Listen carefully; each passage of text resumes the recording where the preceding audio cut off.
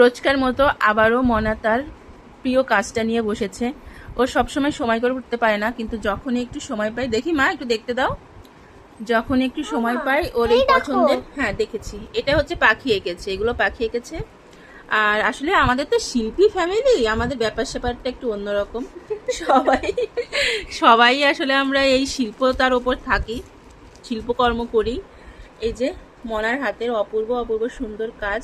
এখন স্পেশালি এটা হচ্ছে সামনে যেহেতু 25শে বৈশাখ আসছে, রবীন্দ্র জয়ন্তী উপলক্ষে এখানে একটা সেট তৈরি হচ্ছে আর তারই প্রসেসিং চলছে। যখনই মনা কোনো এইসব কাজ নিয়ে বসবে, আর এই যে দুটো লেজুর আছে, এরা এসে সঙ্গে সঙ্গে মনাকে সঙ্গ দেয়। মনাকে কখনো ওরা একাকিত্ব বোধ করতেই দেয় না। এই দুজন এসে হাজির। কিরে তোর কি একা লাগে? কখনো একা লাগে?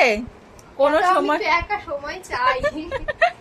ও এখন একা সময় চায়, কিন্তু এরা দুজন তাকে কখনো একা থাকতে দেয় না।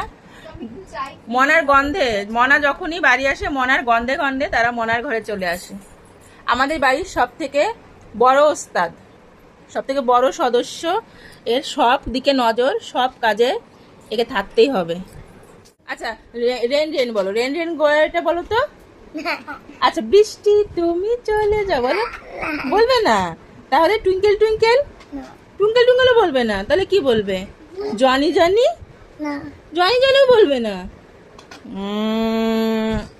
ডক্টর ইন্দ্রনীল পাল দুষ্টুমি করছে।